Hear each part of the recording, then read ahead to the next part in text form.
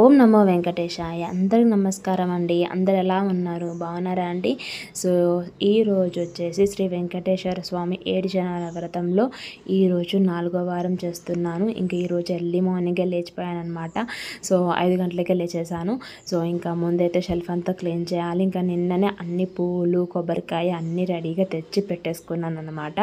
ఇంకా వెంకటేశ్వర వ్రతం అనగానే నాకు గుర్తొచ్చేసి ఏంటంటే థర్స్డే ఫ్రైడే ఫుల్ వర్క్ ఉంటుంది. ఎందుకంటే స్వామివారికి ఇష్టమైనవన్నీ ఇంకేమన్నా మిస్ కావద్దు అని చెప్పేసి తెచ్చుకోవడం జరుగుతూ ఉందన్నమాట. ఇంక ఈరోజు తొందరగా మేలుకొచ్చేసింది. సో అందుకే తొందరగా పూజ చేసుకుందామని ఇంకా చేస్తున్నాను. ముందైతే నిన్న పెట్టిన పూలైతే దేవుని షెల్ఫ్లో నుంచి తీసేస్తున్నాను. తెల్లవారైతే ఇంకా మొత్తం కాలేదు. సో ముందు దేవుడికి పటాలకి పెట్టిన నిన్నటి పూలైతే అన్నీ తీసేసి ఇంకా షెల్ఫ్ని క్లీన్ చేసుకోబోతున్నాను. సో ఈరోజు దేవుని షెల్ఫ్లో కొంచెం స్పేస్ ఎక్కువ కనిపించేలాగా కింద ఉండే దేవుని ఫోటోలు అన్నీ కూడా కొంచెం విడివిడిగా పెడుతున్నాను. కొంచెం స్పేస్ ఎక్కువ కనిపించి వెంకటేశ్వర ఫోటో బాగా కనిపిస్తుంది అని చెప్పేసి సో ఇలా అలంకరిస్తున్నాను అనమాట, ఇలా పెడుతున్నాను. సో నెక్స్ట్ వచ్చేసి ఏంటంటే వారానికి ఒక్కసారి దేవుని పటాలు తూడ్చుకొని బొట్లు పెట్టుకుంటే సరిపోతుంది.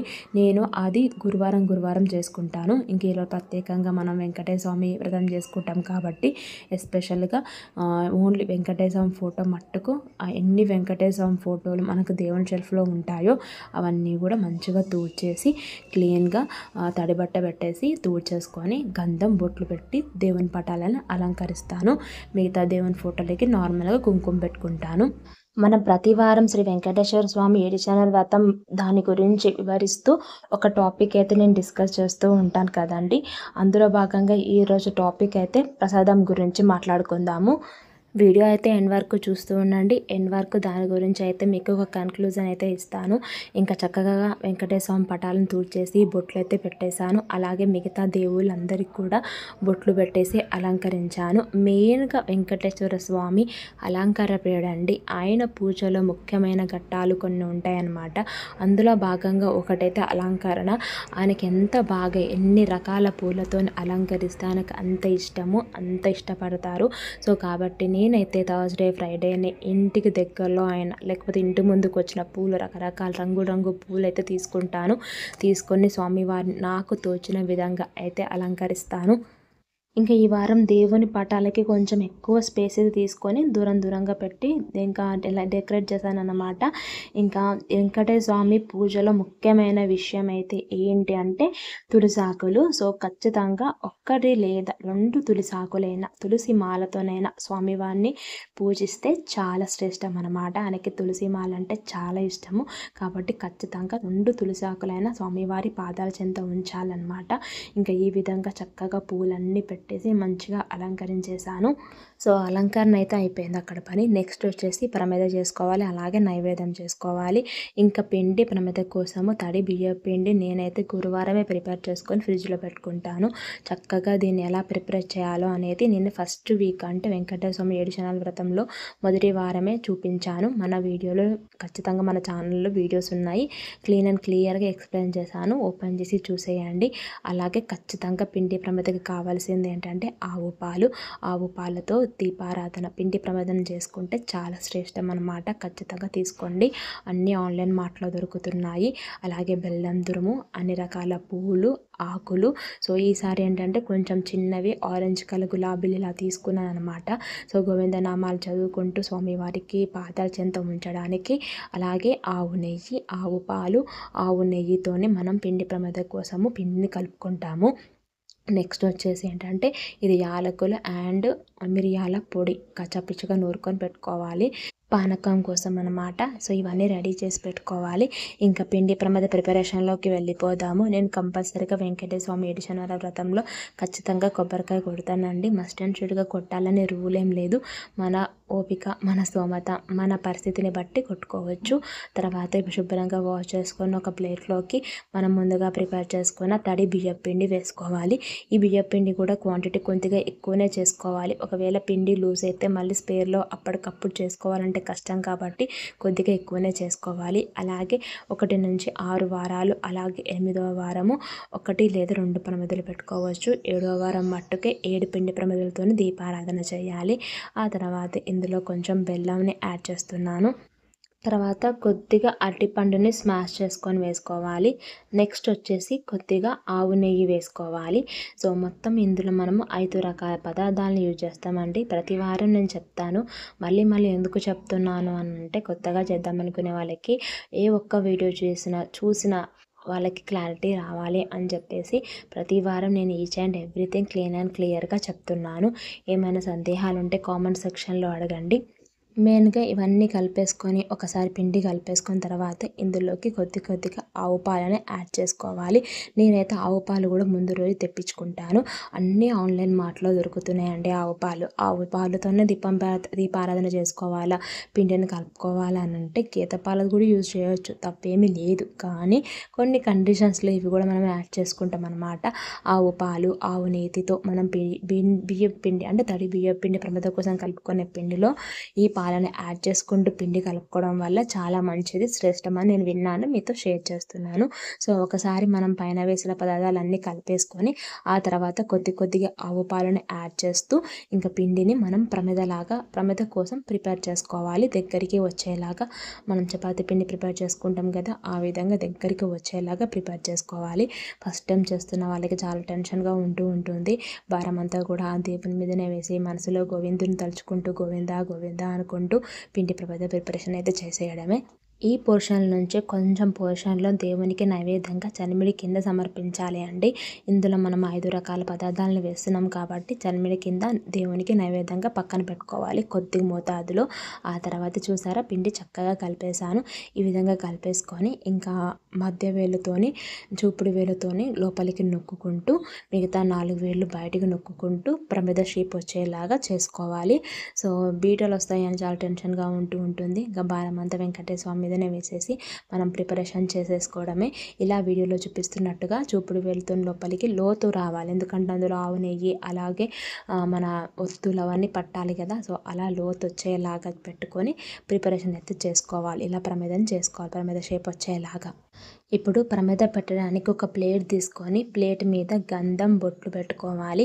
అలాగే ఎప్పుడైనా సరే ఏ దీపం ఒత్తును ఏ ప్రమిదనైనా కానీ కింద పెట్టొద్దు, నేల మీద పెట్టొద్దు అంటారు. ఏదైనా ప్లేట్ మీద లేదా ఆకుల మీద పెట్టాలి అంటారు.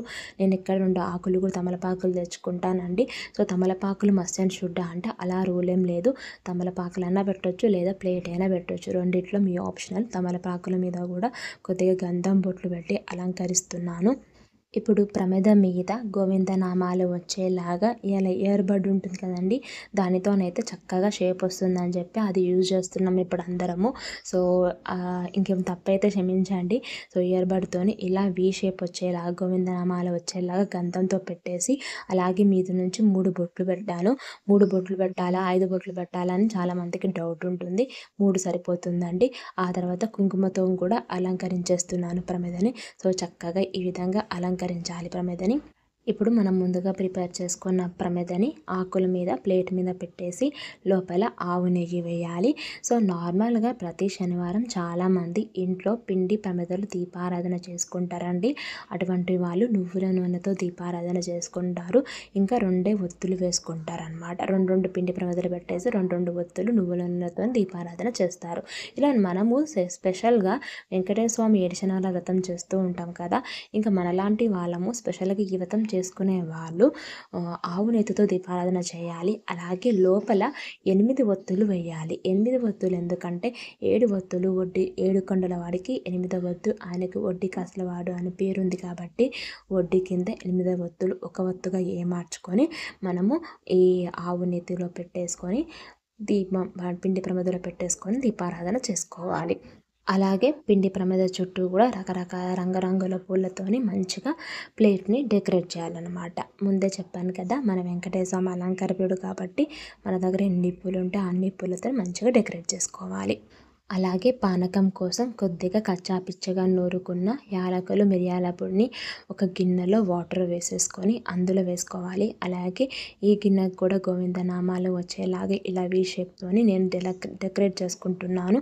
తర్వాత 2 తులసాకులన్నా వేయాలి పానకంలో. అలాగే కొద్దిగా బెల్లం తురుము వేసుకోవాలి. అంతేనండి, పానకం రెడీ. అలంకరణ అయిపోయింది, పిండి ప్రమిద అయిపోయింది, పానకము అయిపోయింది. ఇప్పుడు ఈరోజు నైవేద్యం కింద నేను పెసరపప్పు పాయసం చేస్తున్నానండి. దానికోసం స్టవ్ ఆన్ చేసుకొని ప్యాన్ పెట్టుకొని కొంచెం పెసరపప్పుని వేసుకొని కొద్దిగా కలర్ చేంజ్ అయ్యేంత వరకు రోస్ట్ చేసుకోవాలి లో ఫ్లేమ్లో. ఇలా రోస్ట్ చేసుకున్న పెసరపప్పుని శుభ్రంగా వాష్ చేసుకొని మెత్తగా ఉడికించుకోవాలి. నేనైతే కుక్కర్లో వేసేసాను, మెత్తగా ఉడికించుకున్నాను. మరలా స్టవ్ ఆన్ చేసేసుకొని ప్యాన్ పెట్టుకొని కొద్దిగా ఆవు నెయ్యి వేసుకోవాలి. ఆ తర్వాత కట్ చేసి పెట్టుకున్న డ్రై ఫ్రూట్స్ని వేసుకొని కొద్దిగా వేగిపోయిన తర్వాత ఫ్రై చేసి ఉడకబెట్టి ఉంచుకున్న పెసరపప్పు పేస్ట్ని వేసుకోవాలి. దీన్ని కూడా ఒక 2 నిమిషాలు ఫ్రై చేసుకున్న తర్వాత ఇందులోకి ఆవు పాలని యాడ్ చేస్తున్నాను.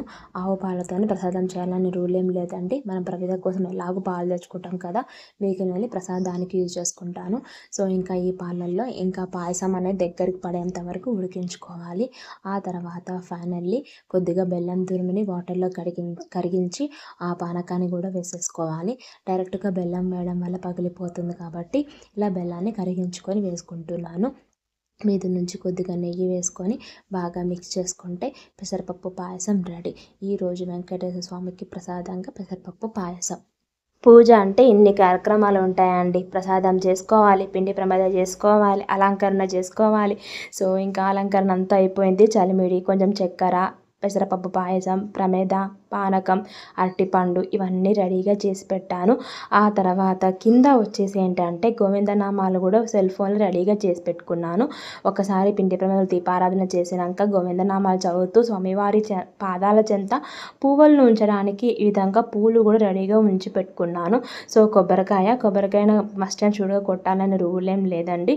సో మన తగ్గట్టు వీళ్ళని బట్టి కొబ్బరికాయ కొట్టుకోవచ్చు, లేకపోతే లేదు, తప్పేమీ లేదు. సో ముందైతే నార్మల్ ప్రమిదలలో నువ్వుల నూనెతో 2 ఒత్తులు వేసి దీపారాధన చేయాలి విఘ్నేశ్వరుని తలుచుకొని. ఆ తర్వాత పిండి ప్రమిదలో దీపారాధన చేయాలి. పిండి ప్రమిదలో దీపారాధన చేసే ముందు మొదట మన కోరికలన్నింటినీ కూడా విఘ్నేశ్వరునికి విన్నవించుకొని ఆ తర్వాత వెంకటేశ్వర స్వామికి విన్నవించుకొని ఆ తర్వాత పిండి ప్రమిదలో అగరబత్తితో కానీ ఆరతి కర్పూరంతో కానీ ఒత్తుతో కానీ దీపారాధన అయితే చేయాలి. ఆ స్వామికి మన కోరికల్ని విన్నవించుకొని దీపారాధన చేసిన తర్వాత కొబ్బరికాయ అనేది మళ్ళీ మొక్కుకొని కొట్టుకోవాలి. కొబ్బరికాయ కొట్టుకున్న తర్వాత ఇంకా గోవిందనామాలు మీకు నోటికి వస్తే ఓకే, ఒకవేళ రాకపోతే ఇలా సెల్ ఫోన్లో చూసుకుంటూ గోవిందనామాలు చదువుకోవాలి. శ్రీనివాస గోవింద, శ్రీ వెంకటేశ గోవింద, భక్తవత్సల గోవింద, భాగవత ప్రియ గోవింద, నిత్య నిర్మల గోవింద, నిలమేఘ శ్యామ గోవింద, గోవింద హరి గోవింద, గోకుల నందన గోవింద. అలా లాస్ట్లో గోవింద హరి గోవింద, గోకుల నందన గోవింద అని అనేటప్పుడు ఒక్కొక్క పువ్వు స్వామివారి పాదాల చెంత ఉంచుతాను. ఆ విధంగా గోవిందనామాలు కంప్లీట్ చేసుకోవాలి. ఒకటే పటం పెద్దగా ఉండి కింద కూర్చొని పూజ చేసుకునే వాళ్ళకైతే చక్కగా ఒక్కొక్క నామాలు చదువుకుంటూ ఒక్కొక్క పుష్పాన్ని స్వామివారి పాదాల చెంత ఉంచవచ్చు. నాకు ఇక్కడ ప్లేస్ కంజెస్ట్గా ఉంది కాబట్టి లాస్ట్లో వచ్చేటప్పుడు ఒక్కొక్క పుష్పాన్ని ఆ స్వామివారి పాదాల చెంత ఉంచుతూ గోవింద హరి గోవింద, గోకులనందన గోవింద అని చెప్పి గోవిందనామాలు అయితే కంప్లీట్ చేస్తాను. గోవిందనామాలు చదవలేని వాళ్ళు ఓం నమో నారాయణ లేదా ఓం నమో వెంకటేశాయ అని చెప్పేసి 108 లేదా 111 సార్లు చదువుకుంటూ స్వామివారి పాదాల చెంత పుష్పాలను ఉంచవచ్చు. ఒక్కసారి గోవిందనామాలు అయిపోయాక హారతి చూపించేసుకున్న తర్వాత మరలా లక్ష్మీ అష్టోత్తరాలు చదువుకోవాలి. స్వామివారితో పాటు అమ్మవారిని కూడా తలుచుకోవాలి కదా, అందుకు 108 నామాలు ఉంటాయి కాబట్టి ఆ 108 నామాలు చదువుకొని హారతి ఇచ్చేసుకోవడమే. ఇంతేనండి శ్రీ వెంకటేశ్వర స్వామి 7 శనివారాల వ్రతంలో 4వ వారం అయితే ఈరోజు కంప్లీట్గా అయిపోయింది. ఇలా ముఖ్యమైన పెద్దగా ప్రత్యేకంగా పూజలు చేసుకున్నప్పుడు, వ్రతాలు చేసుకున్నప్పుడు తులసి కోట దగ్గర కూడా నేను దీపారాధన చేసుకొని అలంకరించుకుంటాను. ఈ పక్కన ఉన్న కాయ ఏంటిదో కామెంట్ చేయండి. ఇది శివునికి చాలా ప్రీతికరమైన కాయ. అలాగే కడపలను కూడా పూజించుకొని ఇంటి ముందు ముగ్గులు వేసుకుంటాను. కనీసం ఒక మెయిన్ కడపైనా కడుగుతాను. శ్రీ వెంకటేశ్వర స్వామి 7 శనివారాల వ్రతంలో ఈరోజు 4వ వారం అయితే ఈ విధంగా జరిగిందండి. పెసరపప్పు పాయసం ప్రసాదంగా పెట్టేసి పూజ అయితే కంప్లీట్ చేశాను. ఆ తర్వాత నాకు ఇంటికి దగ్గరలో గుడి ఉంది కాబట్టి గుడికి వెళ్తాను. ఒక్కసారి పిండి ప్రమిదలో దీపం కొండెక్కిన తర్వాత దీపం తీసి పక్కన పెట్టుకొని అందులో ఒత్తులు తీసి పక్కన పెట్టుకోవాలి. ఈ ఒత్తులు ఎవరు తొక్కని ప్రదేశంలో చెట్టు మొదల్లో వేయాలి. అలాగే పిండి ప్రమిదలో కొద్ది పోర్షన్లో మన ఇంటిలో పాలందరికీ సరిపోయేటట్టుగా కొంచెమైనా ప్రసాదంగా తీసుకొని పక్కన పెట్టుకోవాలి. ఆ మిగతా పిండి ప్రమిద వచ్చేసి చెట్టు మొదలు అంటే నీళ్ళలో కలిపి చెట్లకు పోయొచ్చు. కానీ ఆ చెట్లు నీళ్లు ప్రారొద్దు, మనం తొక్కొద్దు. లేదా గోవులకి పక్షులకి ఆహారంగా పెట్టొచ్చు, ప్రసాదంగా పెట్టొచ్చు అనమాట. నాకు ఇంటి దగ్గరలో గుడి ఉంది కాబట్టి నేనైతే గుడికి వెళ్ళి మన వెంకటేశ్వర స్వామి దర్శనం చేసుకున్నాను. చాలా బాగా జరిగింది. తర్వాత 11 ప్రదర్శనలు చేసుకొని ఒత్తుల్ని చెట్టు మొదల్లో అలాగే పిండి ప్రమిదని ఆవుకి గోవుకి ప్రసాదంగా పెట్టేశాను. అంతేనండి, శ్రీ వెంకటేశ్వర స్వామి 7 శనివారాల వ్రతం అయితే కంప్లీట్ అయిపోయింది.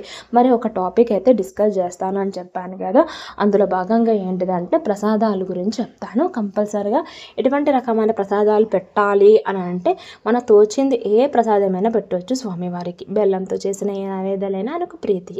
సో మీ చేసే పూజలో బెల్లంతో చేసిన నైవేద్యాలు ఉండేలాగా చూసుకోండి. పులిహోర దద్దోజనమైన ఆయనకి ప్రీతి. సో ఇదండి శ్రీ వెంకటేశ్వర స్వామి 7 శనివారాల వ్రతం కథ విధానం 4వ వారం పూజ ఎలా చేయాలి, ఎలా చేసుకోవాలి. సో వీడియో నచ్చిందా? వీడియో ఇక్కడితో ఎండ్ చేస్తున్నాను. మీకు కనుక శ్రీ వెంకటేశ్వర స్వామి 7 శనివారాల వ్రతంలో ఇంకేమైనా డౌట్స్ ఉంటే కామెంట్ సెక్షన్లో అడగండి, తప్పకుండా క్లియర్ చేస్తాను. ఈ వీడియో ఇక్కడితో ఎండ్ అయిపోతుంది. వీడియో కనుక నచ్చినట్లయితే తప్పకుండా like, share, comment and subscribe. పక్కన ఉన్న బెల్ ఐకాన్ని ప్రెస్ చేసినట్లయితే నెక్స్ట్ వీడియో అప్లోడ్ చేసినప్పుడు నోటిఫికేషన్స్ మీ మొబైల్కి వస్తాయి అన్నమాట. నేను కలుస్తాను మరొక మంచి వీడియో, షార్ట్ కంటెంట్ ఉన్న వీడియో, డివోషనల్ వీడియోతో. ఆ వెంకటేశ్వర స్వామి దయ వల్ల మనం అందరం బాగుండాలి, అందులో మేము ఉండాలని మనస్ఫూర్తిగా కోరుకుంటూ వీడియో ఎండ్ చేస్తున్నాను. మరొక వీడియోతో మళ్ళీ కలుస్తాను. అంతవరకు థ్యాంక్ యూ, బాయ్, నమస్తే. ఓం నమో వెంకటేశాయ.